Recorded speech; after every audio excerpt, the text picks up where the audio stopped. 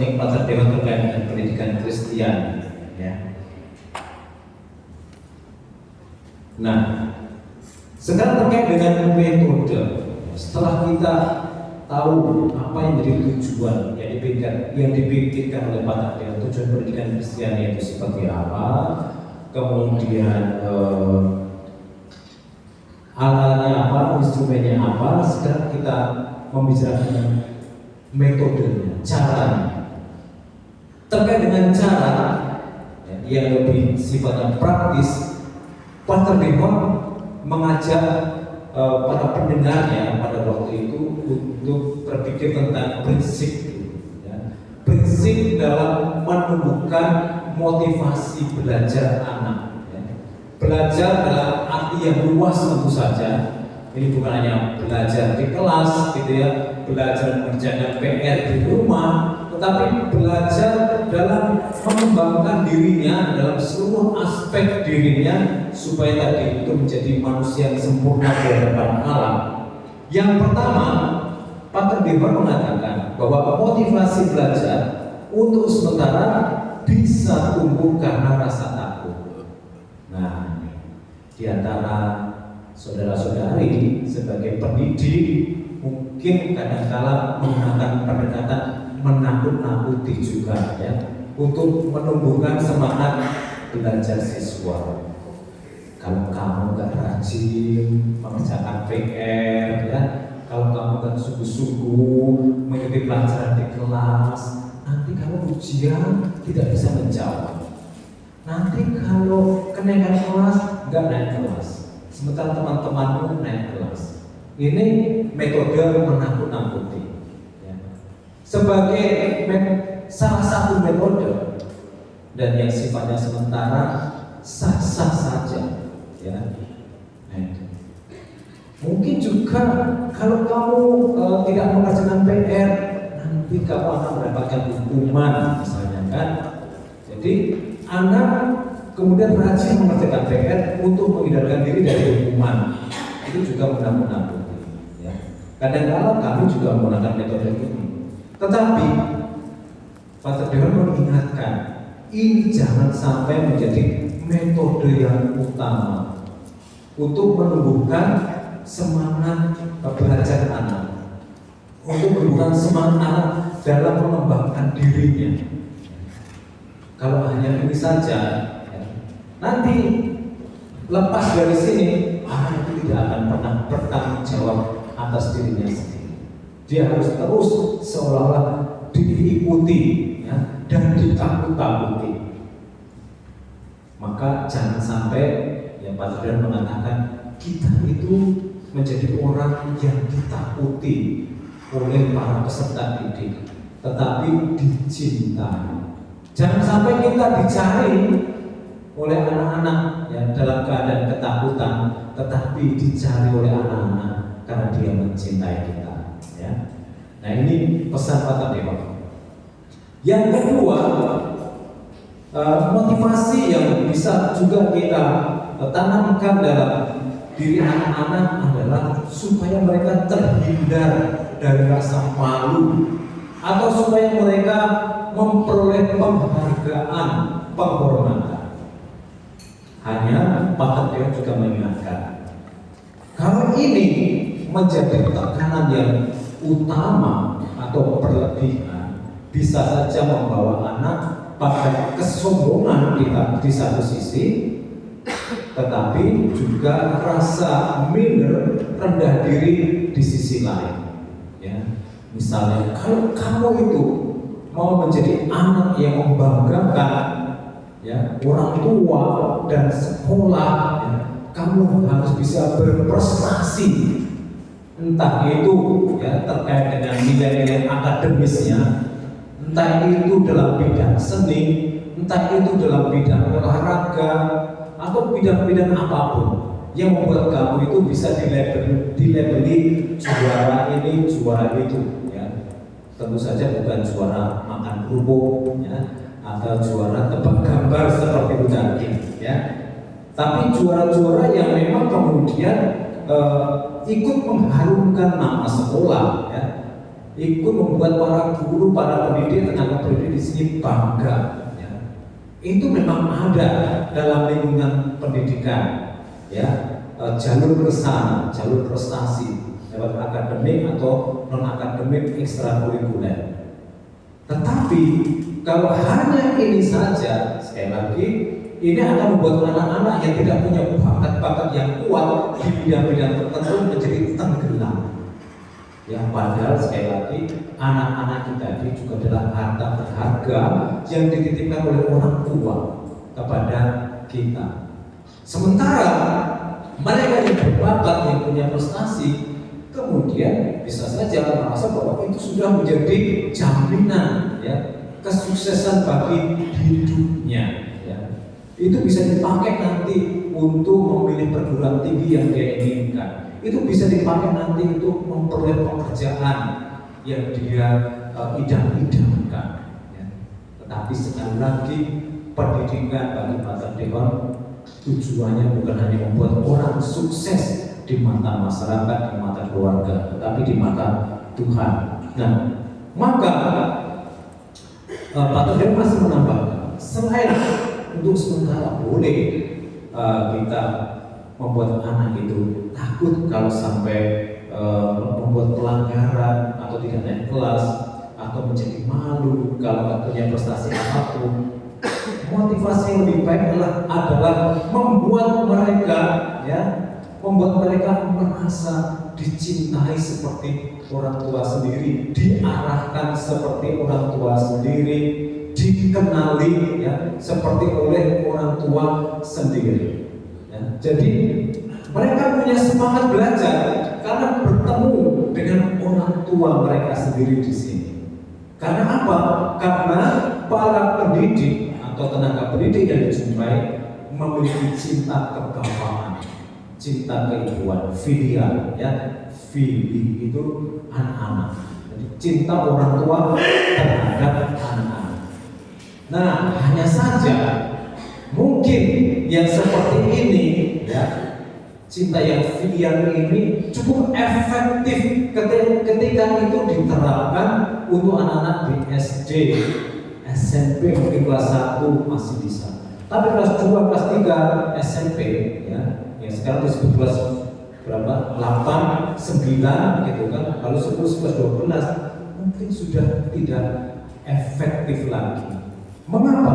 Karena secara psikologis mereka memasuki usia akhir balik, usia pubertas, usia remaja. Di mana dalam usia-usia seperti ini seseorang itu mempersepsi kebutuhan untuk menjadi pribadi yang bebas, ya, tidak terlalu diintervensi, tidak sebentar-bentar didekati, tidak sebentar-bentar diarahkan, tidak sebentar-bentar diperlakukan seperti ketika dia masih anak-anak, ya, ingin bebas. Maka mungkin pendekatan ini juga tidak efektif lagi untuk anak-anak yang sudah mulai SMP kelas 2, kelas 3 dan SMA. Ya, nanti saudara-saudari bisa merenungkan sendiri apakah benar yang dikatakan oleh Pater Deon ini. Ya, kalau begitu pendekatan apa yang harus kita pakai untuk membuat anak-anak itu tetap semangat dalam proses belajar mengajarnya, dalam proses mengembangkan dirinya. Ya, Pater Deon kemudian mengatakan yang terbaik adalah memberi pengajaran berdasarkan prinsip-prinsip hidup Kristiani dan memberikan keteladanan tentangnya. Jadi kembali lagi seperti yang tadi dikatakan di awal, tetap kita memberikan pengajaran lewat kata-kata dan lewat perbuatan nyata. Dan apa saja yang kita ajarkan harus kita sampaikan dengan kepercayaan yang kuat, keyakinan yang kuat, dan itu hanya bisa terjadi kalau kita juga secara konsisten menghidupi itu. Ya, kalau apalagi kalau itu menyangkut nilai-nilai moral dan spiritual. Ini yang dikatakan oleh Pater Deon.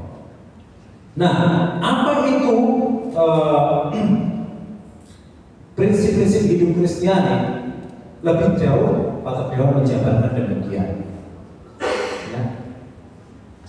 Pertama, ya, memberikan pengajaran berdasarkan prinsip-prinsip Kristiani, kita harus mempelajari karakter anak untuk diakui secara individu.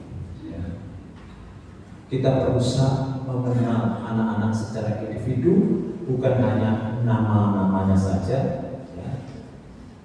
Bukan hanya data-data utamanya saja, tetapi juga backgroundnya, keluarganya, karakternya.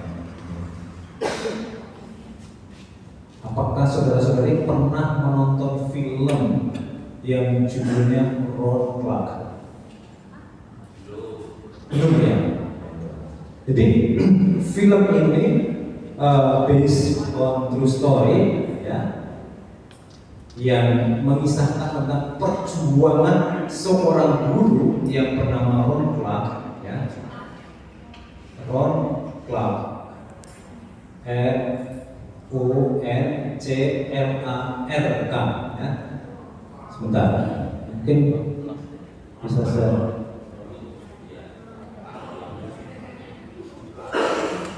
Nah, nih Ron Clark sudah pernah ya? Bisa nanti suatu saat saya diputar. Cerita lengkapnya ada Pak.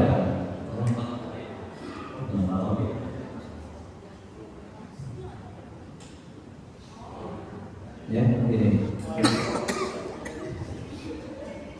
Nanti kalau ada sisa waktu kita lihat ini ya. Cerita ringkas filmnya.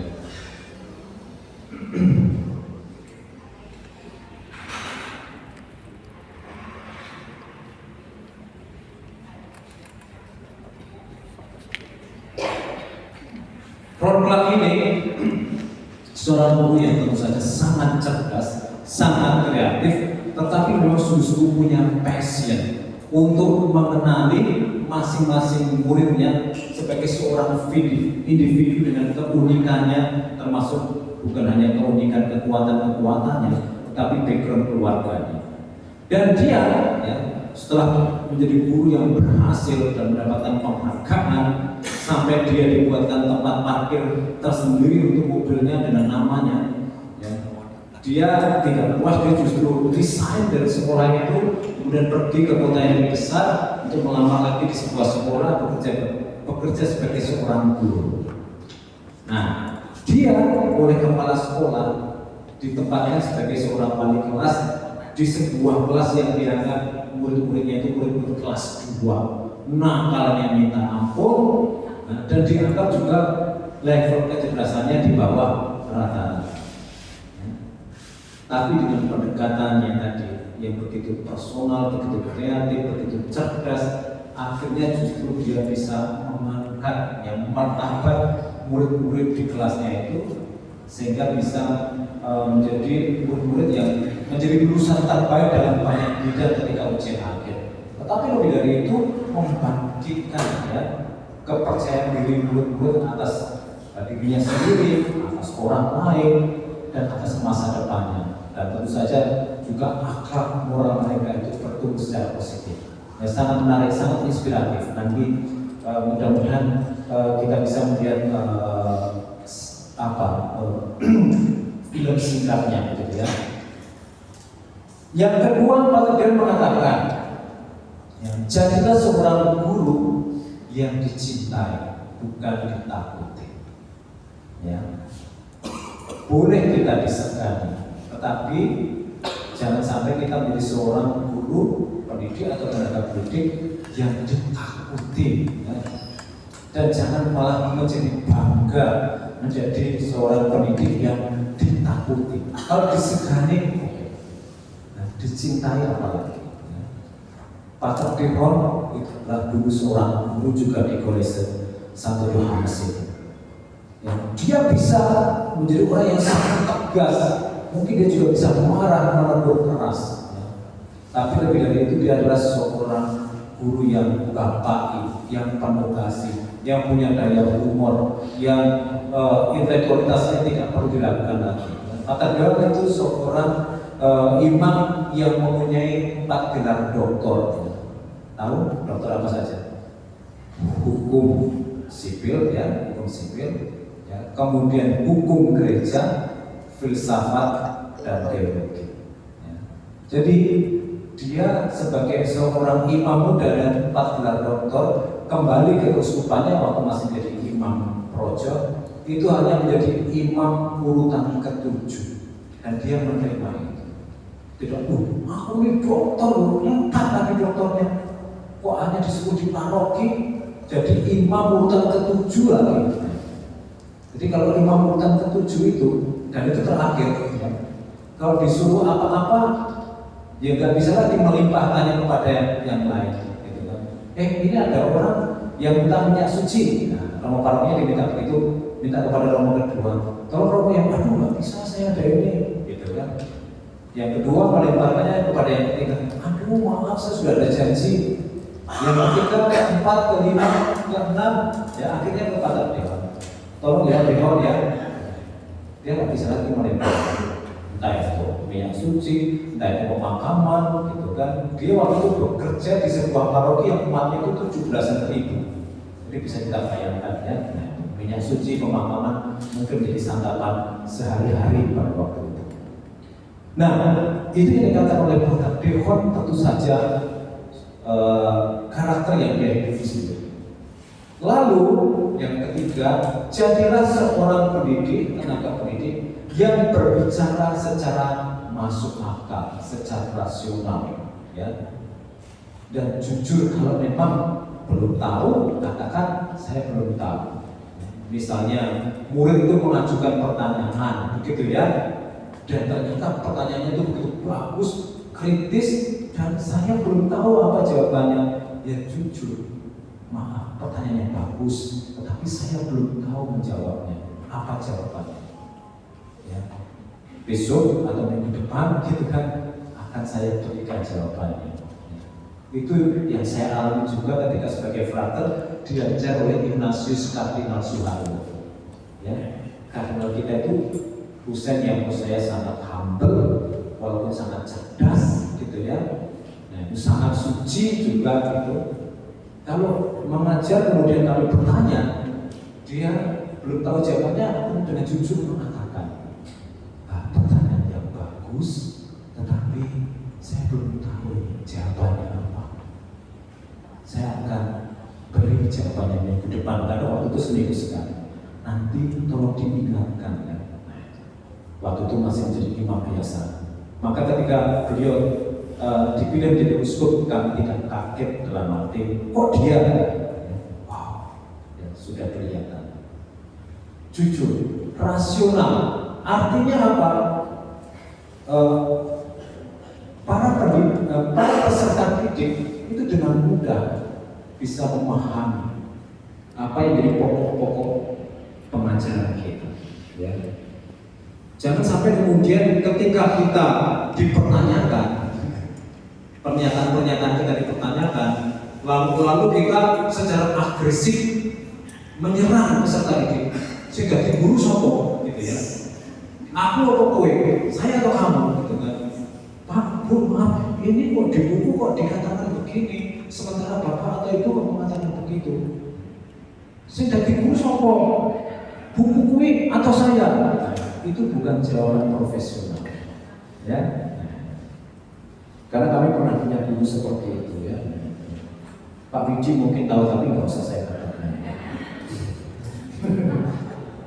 Saya kalau tahu Pak Wiji itu ternyata punya background yang mirip-mirip dengan kami, ya.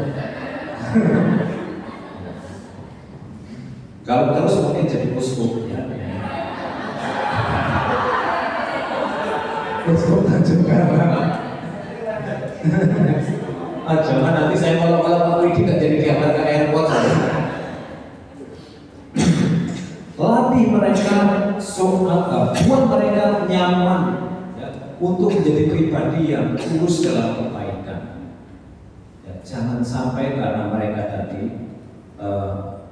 kita buat takut terhadap kita, lalu kesopan santunan mereka, kebaikan mereka, kerajinan mereka itu lebih sebagai modus daripada tulus.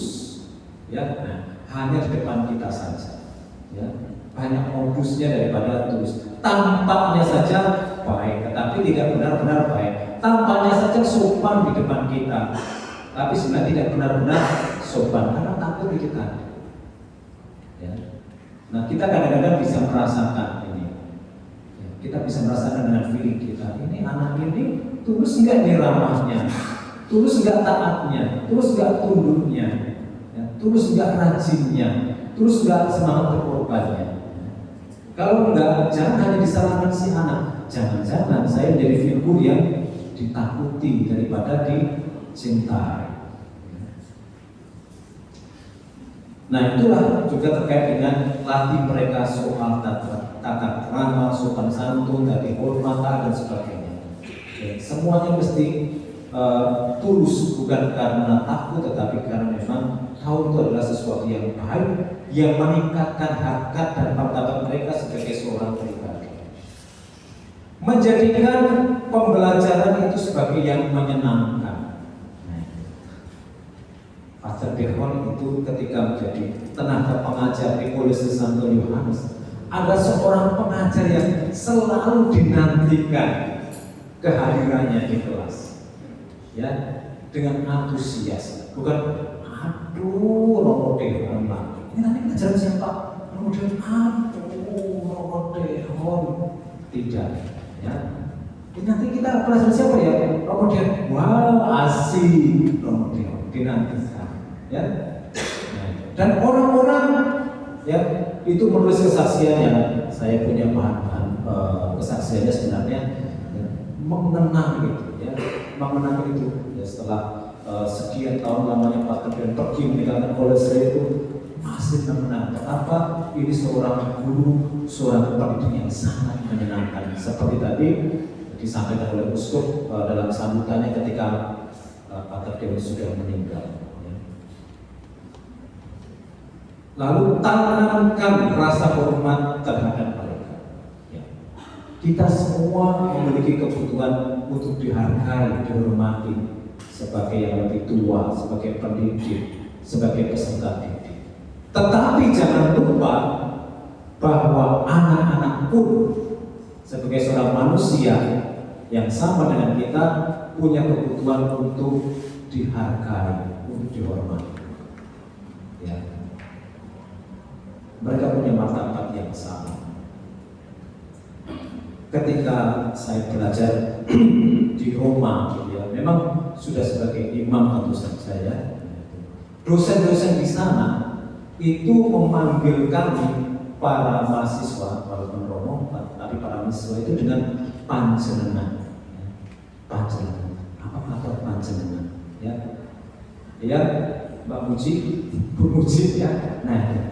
Jadi di sana itu kita dipanggilnya itu lei, bukan tu, bukan kamu, tapi lei. Jadi lei itu kalau dalam bahasa kita yaitu panjenengan, sampai di orang yang ketiga kan, itu kan. Nah, tentu saja kita tidak harus sampai sejauh itu terhadap murid-murid kita yang bahasa verbalnya, ya. Tapi paling tidak kita menyampaikannya dengan respect, ya. Anda, kamu, ya, dengan seolah kamu itu serba lebih rendah dari saya karena kamu posisinya sebagai murid. Rupanya ini menjadi salah satu cara kita juga untuk menanamkan nilai penghormatan terhadap martabat sesama kepada para peserta didik. Ini yang disampaikan oleh Pak Tete. Nah, terkait dengan prinsip-prinsip Kristiani ini, ya, yang akan membangkitkan motivasi belajar anak, ya, secara stabil, ya, bukan karena takut, bukan karena apalagi tadi rasa menghindarkan diri dari rasa malu, bukan karena disayang-sayang oleh semangat kebapaan atau keibuan, tapi karena dalam dirinya sendiri ada kesadaran, ya, pentingnya memiliki semangat yang stabil, ya, fokus, serius dan belajar. Yang ditekankan oleh Pak Dewan adalah tentang dialog pribadi, membangun komunikasi dan relasi lebih personal dengan murid. Ya, saya tidak tahu apakah ini sekarang masih terjadi, dibuat juga di kalangan saudara-saudari. Ya. Tetapi seperti yang dalam film tadi, Ron Clark tadi, ya, itu ditunjukkan. Dia itu melakukan kunjungan ke rumah murid-murid, lebih-lebih yang dalam tanda kutip bermasalah, ya, yang tampaknya mengalami kesulitan proses belajar mengajar, melakukan kunjungan. Dulu saya juga ingat ketika saya SD, guru-guru saya itu berkunjung ke rumah murid-murid. Zaman saya SD, dulu saya SD-nya di sekolah Katolik juga, sekolah Xaverius, miliknya suster-suster Caritas, gitu ya. Dulu tuh guru tuh penampilannya betul-betul keibuan, karena dulu tuh guru itu gelungan. Gelungan tuh pakai sanggul ya, nah, gelungan pakai sanggul gitu ya. Nah, lalu ya, kita tuh sangat respect terhadap guru, dan kadang-kadang setelah jam sekolah selesai sore hari mereka berkunjung untuk menjumpai murid secara personal dan keluarganya. Di sini mungkin disiasati dengan yang memanggil mereka ke ruang guru, ke ruang kita, atau ke ruang pimpinan konseling, atau pas istirahat, begitu kan, menyapa anak-anak tertentu yang tampaknya dalam tanda kutip sedang dalam keadaan tidak baik-baik saja. Tetapi poinnya jelas bagi Pater Demon bahwa kita mestinya juga menyempatkan diri untuk melakukan dialog pribadi, ya, secara personal. Tempat dan waktu terpenting untuk mengenal peserta didik, ya. Jadi dialog pribadi itu menjadi tempat dan waktu terpenting untuk mengenal peserta didik. Dan peserta didik itu mempunyai hak untuk dikenal secara lebih baik, secara lebih mendalam, secara lebih personal oleh kita, ya, para pendidik. Gembala yang baik adalah gembala yang mengenal domba-dombanya, dikatakan demikian. Dan dialog pribadi itu, ya, bagi Pater Demon penting juga untuk kita lakukan untuk memastikan, ya, nilai-nilai moral dan spiritual macam apa yang sudah dipahami dan dihidupi oleh peserta didik. Mungkin, ya, lewat perjumpaan pribadi, ya, lewat peristiwa-peristiwa yang terjadi, ya. Misalnya si peserta didik ini tentunya tampil sebagai anak yang nakal, usil, ya, ganggu temannya, ribut di kelas, misalnya begitu, ya, tampaknya suka berkelahi, kan? Lalu ketika kita panggil, kita tanya, kan, mengapa kamu melakukan itu? Gitu. Oh, kamu ya kamu saya, misalnya gitu kan? Atau malah dia diam saja, gitu kan?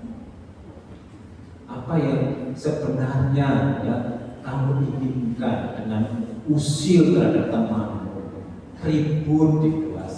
Gitu. Apa yang kamu inginkan? Apa yang dia kerinduanmu? Gitu kan? Dari situ kemudian kita menggali kesadaran anak tentang, ya, pentingnya mengendalikan diri, misalnya pentingnya mengungkapkan kemarahan, ya, secara wajar.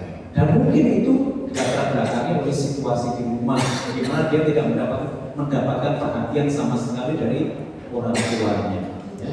Orang tuanya tahunya hanya menegur kalau dia membuat kesalahan-kesalahan. Kalau dia mengerjakan hal-hal yang baik, dibiarkan saja, tidak ada apresiasi. Kemudian dia menjadi anak yang defisit afeksi, ya. Atau juga sebaliknya, dia adalah anak yang over afeksi, di rumah sebagai manja, diperhatikan, begitu kan? Lalu dia menjadi pusat perhatian di sana. Sementara di sekolah dia tidak mendapatkan itu. Untuk mendapatkan perhatian dia menjadi anak yang ribut, begitu kan? Ini hanya bisa kita ketahui lewat dialog pribadi. Atau anak yang defisit afeksi enggak, over afeksi enggak, tapi flat gitu, ya. Orang tuanya itu enggak jelas, yang hangat yang enggak, dingin yang enggak, gitu kan. Mungkin karena saudara-saudaranya banyak, gitu kan, 7, 8, 9 beradik, ya. Orang tuanya itu dari pagi sampai sore tahunya kerja, ya, supaya bisa memenuhi kebutuhan anak-anaknya, ya, entah makan, pakaian atau sekolah, ya. Sehingga ya anak-anak itu seperti dibiarkan saja, gitu kan? Kalau salah juga nggak pernah ditegur, kalau baik-baik saja juga nggak pernah diapresiasi. Ini namanya flat affection. Jadi kita bisa ketemu dengan anak-anak seperti ini, defisit, over, atau flat affection, ya. Atau juga anak-anak yang punya trauma, gitu. Anak itu pendiam, menarik diri, terus misalnya gitu kan, ada apa? Oh, ternyata dia pernah punya pengalaman-pengalaman traumatis, entah pelecehan secara fisik, pelecehan secara psikis, ya, entah pelecehan secara seksual. Kadang-kala itu ada di hadapan kita. Itu hanya bisa digali lewat perjumpaan pribadi.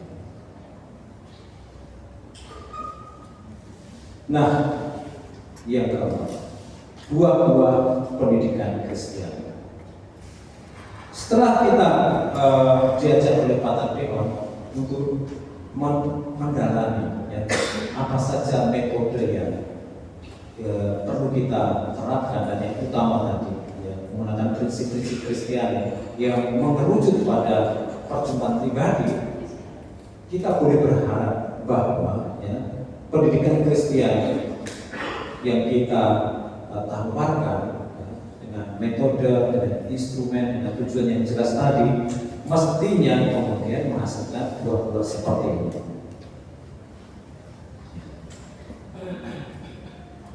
Pertama, buah-buah itu menunjuk pada aspek-aspek tertinggi manusia yang terpola dengan baik, ya. Kecerdasan dan kearifannya. Tadi saya mengatakan terkait dengan Devonian values atau core Devonian values, biasanya para Devonian, para frater itu menyebut 3 yang utama: suci, rasuli, dan terpelajar, gitu ya. Nah, kita kemudian bisa menambahkan dari kesucian itu, misalnya kita memilih love, compassion, readiness, and sacrifice, gitu kan. Nah, itu bisa mengena pada kesuciannya, bisa mengena pada keterpelajarannya, bisa mengena pada karya sosialnya. 4 Devonian core values, ya. Walaupun sebenarnya ketika saya masuk dalam komisi spiritualitas ini, saudara-saudari, sebenarnya saya itu baru masuk di komisi spiritualitas ya tahun ini, ya, tahun ini. Sebelumnya saya bertahun-tahun lamanya di komisi formasi namanya, 15 tahun. Saya bilang, saya dipindah ke komisi yang lain. Lalu saya sebenarnya juga agak terusik dengan ungkapan ini, core Devonian values. Kok kita masih bicara di values, kan? Kalau itu hanya values saja, nilai-nilai saja, itu seolah-olah kita itu hanya diajak untuk memahami nilai-nilai Devonian itu apa saja. Atau nilai-nilai yang dipahami oleh Pak Devonian values. Yang saya inginkan sebenarnya, kita tidak bicara lagi pada values, tetapi virtues, keutamaan. Artinya nilai yang dihidupi, ya. Value itu hanya bisa menjadi virtue kalau dihidupi. Karena Pak Tadeon itu menekankan bukan hanya mengajar dengan kata-kata, tetapi dengan perbuatan, ya. Jadi kalau kita membaca ini Devonian value atau nanti core Devonian value, saya mengundang kita semua untuk dalam hati mengatakan itu adalah maksudnya Devonian virtues, ya, keutamaan Devonian. Nah, Pak Tadeon tadi menekankan bahwa buahnya tampak pada kecerdasan dan kearifannya, tampak pada kesucian dan keterpelajarannya. Wawasannya itu komprehensif dan holistik, menyangkut, ya, keimanan, moralitas, dan hal-hal yang memang ilmiah, ya. sesuai dengan keilmuan yang ditawarkan di sekolah-sekolah pada levelnya. Tetapi ya, jangan lupa bahwa itu semua juga mestinya mempengaruhi perilaku anak-anak peserta didik dalam relasinya dengan dirinya sendiri, dengan tugas-tugas yang dipercayakan kepadanya, ya, dengan orang-orang, dengan sesama, dan akhirnya dengan Tuhan. Ya. Apa artinya ya, orang itu cerdas luar biasa? Ya. Kita mengatakan otaknya itu sampai sini, dari ujung kaki sampai ujung kepala, tetapi perilakunya ya, itu tidak konsisten dengan nilai-nilai moral dan religius. Ya. Misalnya saja, ya mudah berkelahi, gitu kan, nggak tahu sopan santun, sinis dengan orang, sadis, ya, agresif, misalnya, gitu ya, malas ke gereja, gitu kan. Apalagi berdoa, ya, tidak bisa. Ya. Yang kedua, buah-buah pendidikan Kristen mampu menggunakan kebebasan secara bertanggung jawab demi kebenaran. Ya. Tadi salah satunya adalah misalnya di tes kejujurannya. Tadi saya mengatakan misalnya kita membuat toko kejujuran atau warung kejujuran. Dulu kayaknya di awal-awal di Yesus itu ada ya. Itu ada dong. Saya ingat zamannya Romo Brio. Tapi mungkin malah kebanyakan nggak jujur jadi bangkrut gitu ya, tutup jadinya kan. Nah, saya kemarin menemukan itu di paroki Santa Teresa Jambi, ya, toko kejujuran. Kemudian di paroki Hati Kudus Palembang, toko kejujuran. Jadi ada apa namanya showcase itu ya. Nah itu di sana akan soft drink, makanan-makanan ringan, terus ada kotak ini pembayaran.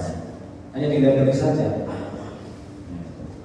Kalau di paroki karena subjek pembelinya itu mungkin orang-orang dewasa, jujur terus ya. Yang ketiga, memiliki sikap kritis seimbang, ya, solidaritas, ya, pelayanan PKK. Jadi menghidupi nilai-nilai solidaritas, pelayanan, kepekaan, keadilan yang saya yakin sebenarnya ini tadi juga terpelajar, rasuli, suci, begitu ya. Solidaritas berarti dalam relasi yang sesama, pelayanan, kepekaan, keadilan. Kalau kita berbicara tentang tampilan-nilai sebenarnya banyak sekali. Tapi Pater Dehon itu menekankan nilai-nilai ini karena kita tahu karya-karya utama Pater Dehon memang sepertinya itu sungguh dijiwai oleh nilai-nilai ini. Karya misinya, karya sosialnya, dan karya pendidikan. Nah, saya penasaran bagaimana nilai-nilai ini juga mendapatkan perhatian dalam aktivitas belajar mengajar di lingkungan kita. Selain tadi yang dirumuskan dalam slogan kita Logo Resai, ya.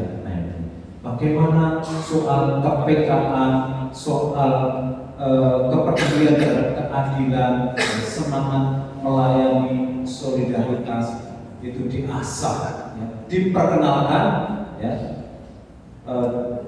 diajarkan, tapi kemudian juga dilatihkan pada peserta didik. Yang keempat, kita melihat bahwa para peserta didik, ya, lulusan dari sekolah kita itu siap menjadi agen perubahan yang positif. Kalau kita mencoba menganalisis gitu kan, lulusan SD, lulusan SMP, lulusan SMA, berapa persen yang menurut kita itu adalah orang-orang yang kehadirannya itu membawa dampak positif, membawa energi positif terhadap teman-temannya, terhadap guru, ya, terhadap orang-orang di dalam keluarganya, orang yang dijumpainya. Kalau persentasenya tinggi, berarti apa yang kita lakukan itu selaras dengan pemikiran Pater Dehon. Yang kelima, membentuk manusia yang mewujudkan peradaban cinta. Pater Dehon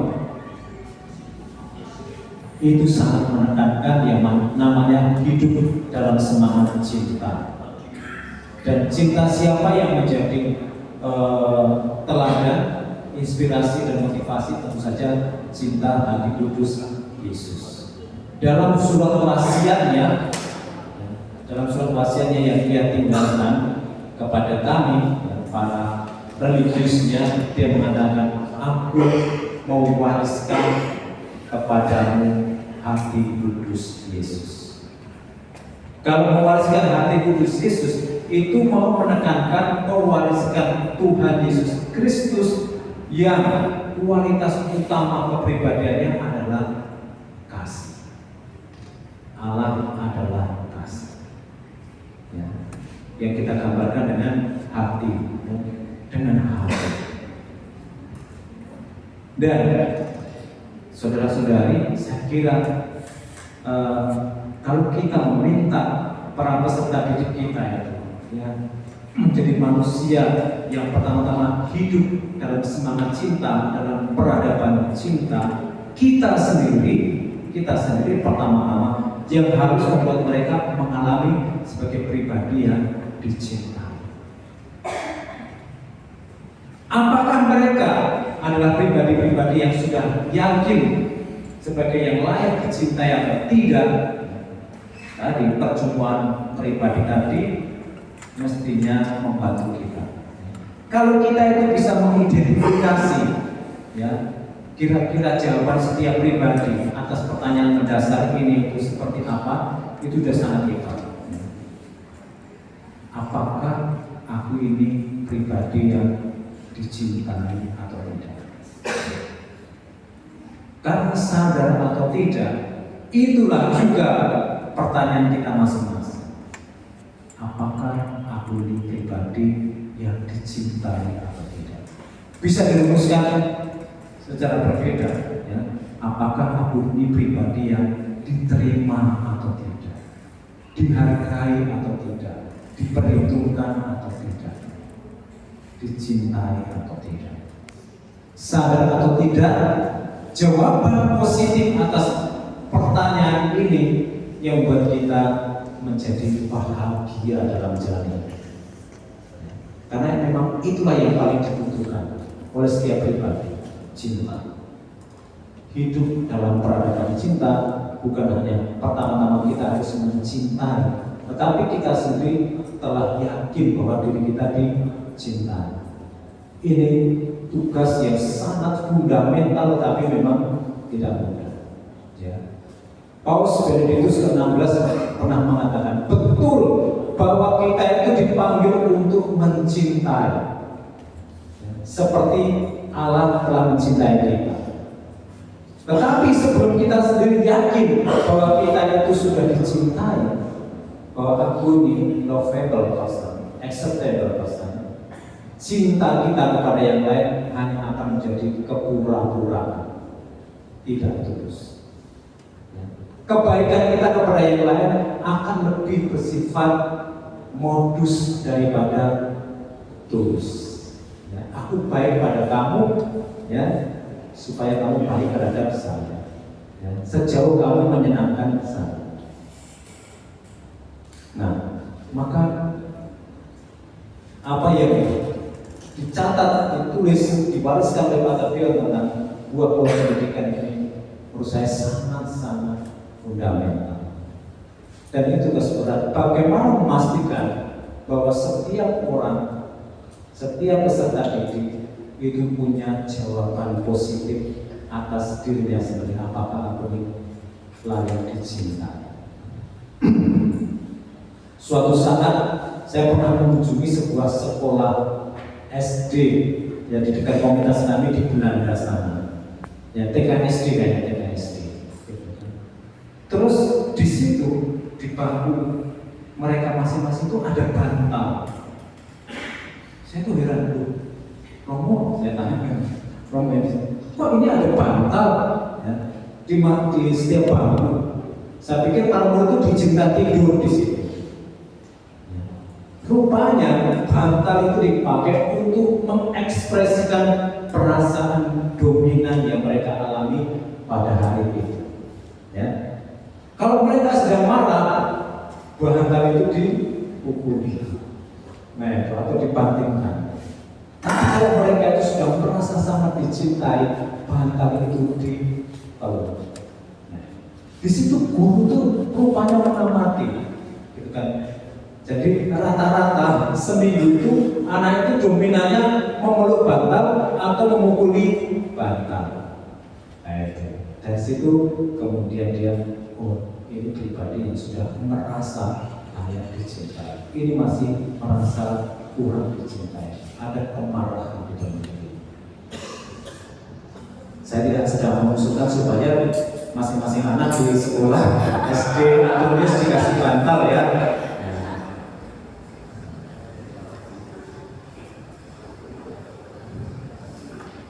Kita sampai pada kesimpulan. Belum jam 12.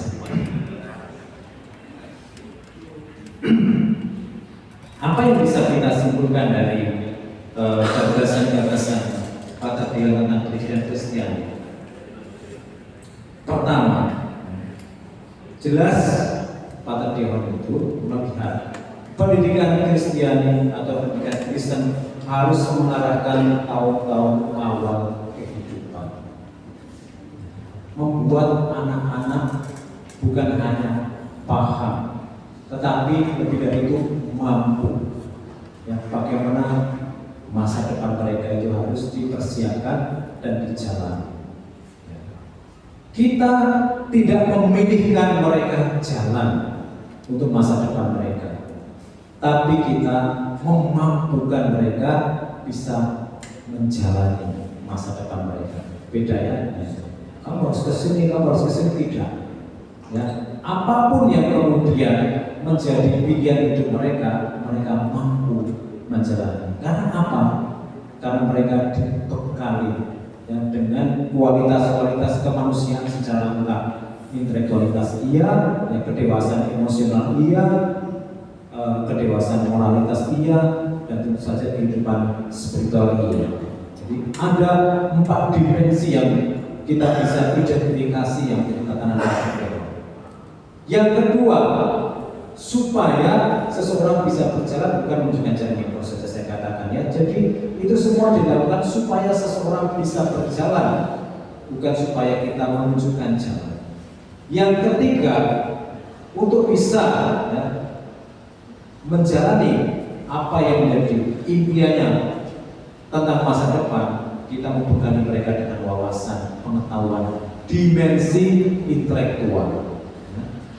Selain dimensi intelektual, kita juga membekali mereka dengan attitude yang baik, dengan karakter-karakter pribadi yang kuat, supaya mereka dalam kebebasannya, tanpa diawasi, tanpa disuruh-suruh, bisa menjadi pribadi yang bertanggung jawab dan adil.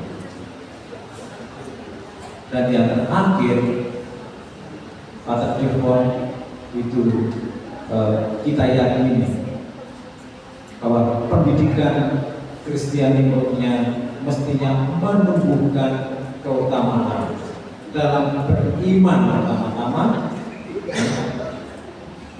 dalam sikap dan perbuatan, supaya dia mengatakan orang-orang itu memiliki sikap murah hati, rela berkorban demi agama dan negara. Bukan hanya demi negara, bukan hanya demi masyarakat, tetapi demi agama, demi Tuhan. Lihat tadi bahwa puncak dari perkembangan kepribadian atau perkembangan manusia itu bukan hanya aktualisasi diri, tapi transendensi diri. Dan bagi kita yang namanya transendensi diri, berkembang melampaui apa yang bisa kita bayangkan, hanya bisa terjadi kalau orang itu selalu bekerja sama dengan rahmat Allah, ada dalam relasi dengan Allah, ya, bertekun membangun komunikasi dengan Allah. Ini 5 kesimpulan yang kiranya bisa kita renungkan lebih jauh untuk kita dalami bersama. Maka nanti saya tahu akan ada waktu ya untuk berefleksi, pendapat. Saya tawarkan ini refleksi dan resolusi ya. dari apa yang sudah kita pelajari kembali bersama-sama dari pagi tadi, apa saja topik-topik pembicaraan yang paling menyentuh hati atau mencerahkan kembali pikiran saya. Yang kedua, bagaimana kemudian itu saya pahami lebih mendalam, namun juga lebih praktis. Misalnya tentang, ternyata ya, yang namanya metode untuk membangkitkan semangat anak itu bukan hanya yang membuat mereka takut, membuat mereka menghindarkan diri dari rasa malu, tetapi membuat mereka merasa dikasih. Lebih dari itu, membuat mereka paham tentang prinsip-prinsip hidup Kristiani. Nah, ini apa ya? Pemahaman lebih dalam. Yang ketiga yang penting supaya ini juga kemudian ada dampaknya secara konkret. Apa niat-niat saya selanjutnya untuk menjadi seorang pendidik atau teknik yang makin ber-DNA Dekonianis. Nah, ini mungkin ini akan menjadi sesi setelah makan siang ya Romo Krisna ya. Sekarang masih ada cukup banyak waktu kita. Kita akan pakai untuk sesi tanya jawab. Sesi tanya jawab. Mudah-mudahan tidak ada